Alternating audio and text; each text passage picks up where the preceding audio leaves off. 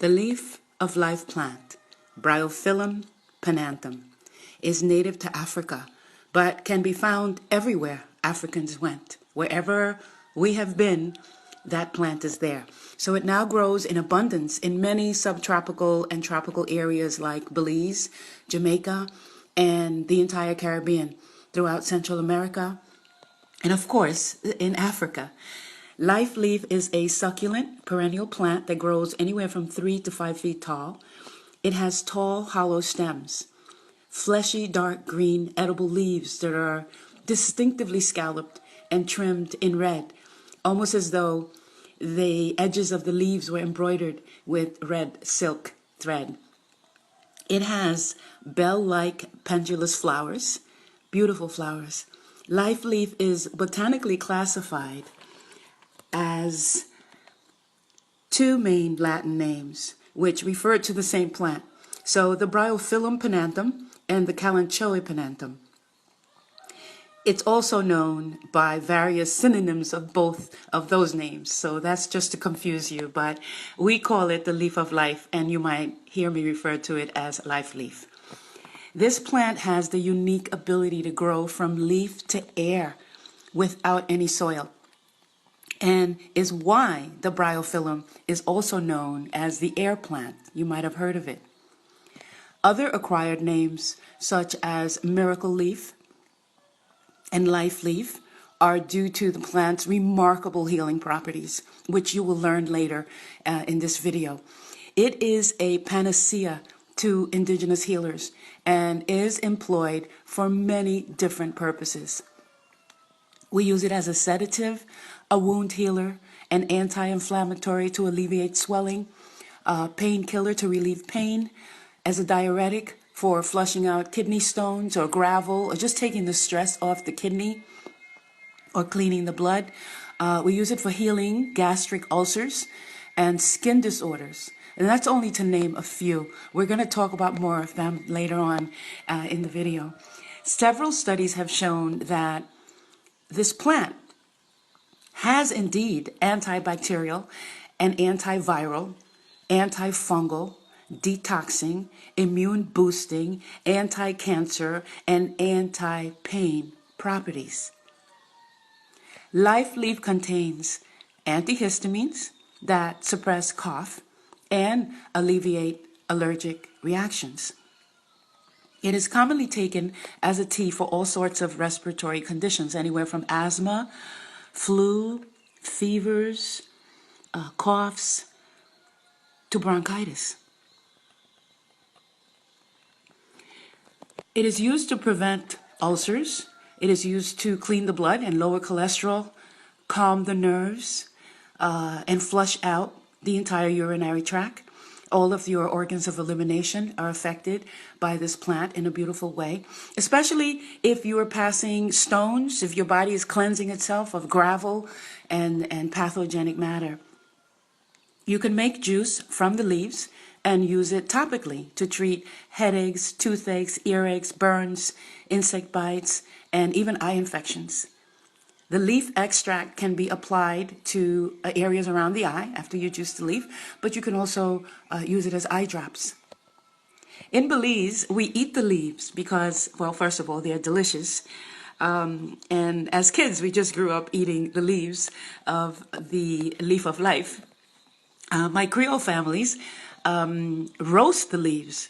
They preheat them, and then they use them to treat all kinds of skin disorders, including skin cancer, and also to alleviate pain and swelling. You warm the leaf, and you could either juice it or apply it on the affected area. But we'll tell you more about the different ways of using it at the end of the video. I give you a whole tutorial on the different ways of using the leaf of life plant. So I'm just going to go through this very quickly. In Jamaica, they used warmed leaf coated with castor oil to treat wounds and to ripen boils.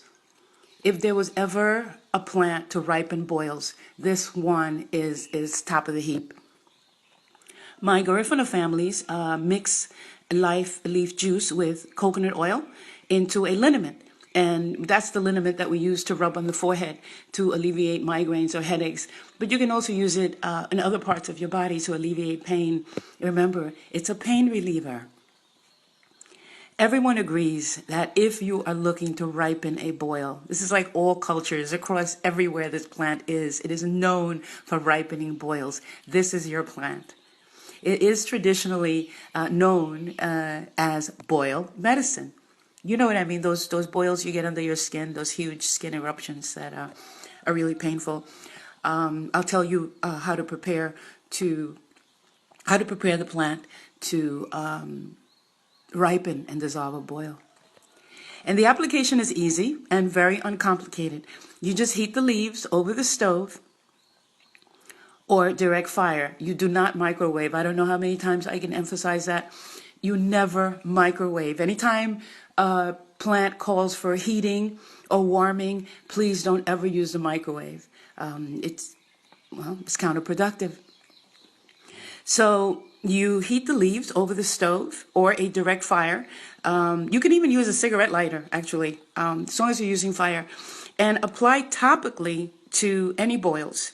So you put the leaf on top of the boil or the skin ulcer, and you leave it overnight. Now, I use it myself, and I use duct tape because I couldn't get anything to to hold the leaf in place while I slept. So I used duct tape, and it worked just fine. No, the next day I took it off. The boil was like totally dry. It was like the leaf had just sucked out everything on the inside and just sucked it out to the surface. So it was easy to for the boil to drain through the skin. And you do this until the condition clears. So, of course, the number of times you do it will depend on the size and intensity of the boil. And since the plant is a pain reliever, it would also alleviate some of that pain that comes with boils. And it's going to be amazingly fast. So, the mashed leaves can be prepared into a poultice and used to bandage and to set broken bones. So it's a bone setter, kind of like comfrey and horsetail. It's a very powerful bone setter because, again, it also alleviates pain, increases circulation, and brings nutrients to the area that's healing. Midwives prepare life leaf juice and use it to help promote menstruation, to regulate your menses and assist in childbirth. So we're still learning the many different things, amazing things that this plant can do, as well as looking at how beautiful it is. The plant is so decorative. It's edible. It's medicinal. It's amazing. And it's self-propagating. What else do you want? You can grow an entire plant, actually several different plants, just from one leaf. And you don't even need soil. You can just put them in water. And you don't even really need to plant them. You can just drop them in the ground. It is one of the easiest plants to propagate. And anybody and everybody can have one. So now I'm going to talk about the different ways of using the plant. And so far I've counted 7 ways. And so just follow along with me while we do the 7 ways of using. One of the ways is by making a tea or an infusion. And you never cook the leaf of life because you'll cook the life out of it.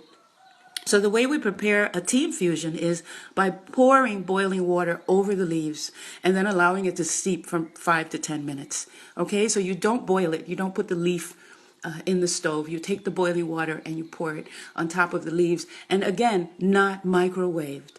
Those microwaves change everything. You can also make a syrup. You would cook the leaves in sugar water. And this is great for children. Even though the life leaf tastes absolutely delicious, you can really just get them to eat it. But just in case, you can make a syrup and you can store it. Make a nice amount so that you have cough syrup made from the leaf of life.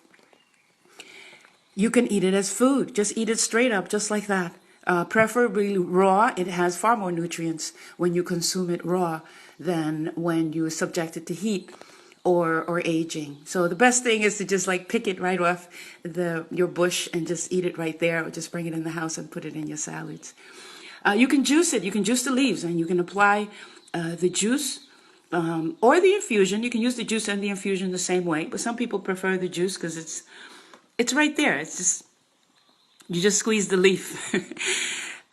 So these liquids from this leaf of life can be used externally as well as internally for all types of pain and inflammation.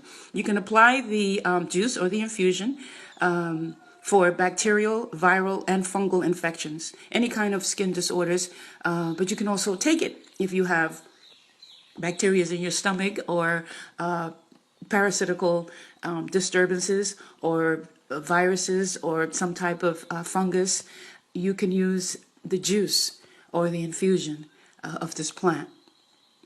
A poultice, which is just a mashed up plant material, is the herbal material made into a paste or a soft mushy preparation and applied to the afflicted area. So you can use, the poultice is really the preferred way to ripen a boil, but you can also use the same mashed up leaf on wounds to heal wounds.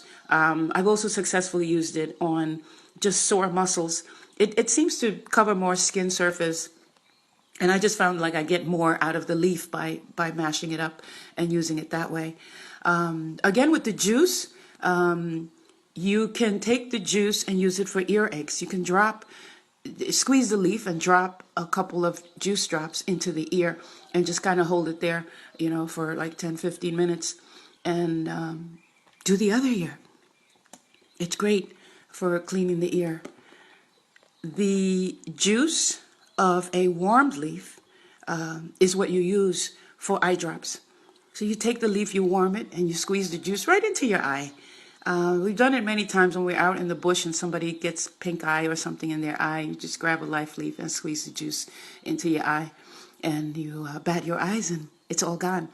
Also, if you have eye infections, that what they call eye cold, like when you wake up in the morning and you have all that crust in your eye, you can put a few drops of leaf of life juice in your eye. That will take care of that. It'll balance out the good and bad bacteria.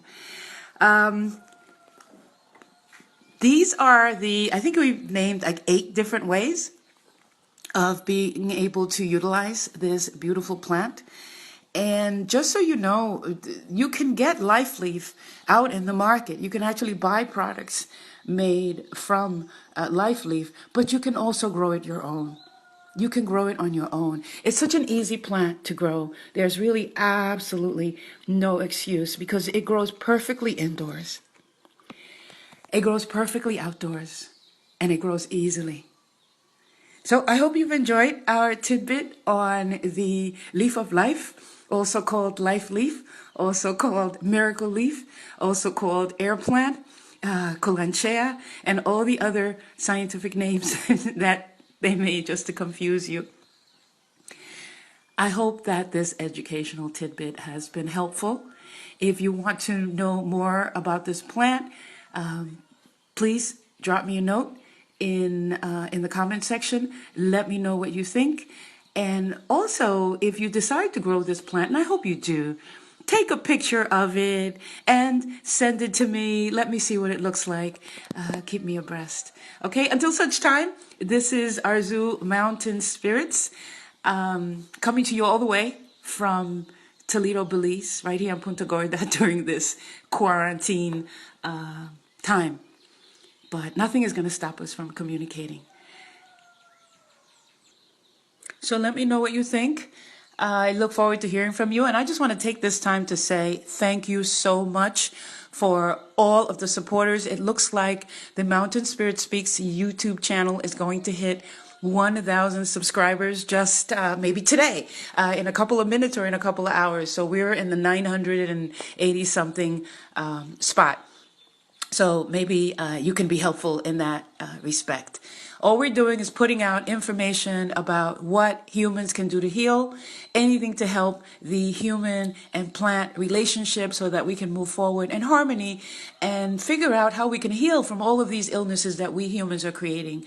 The plants are here to help us. They're here for us.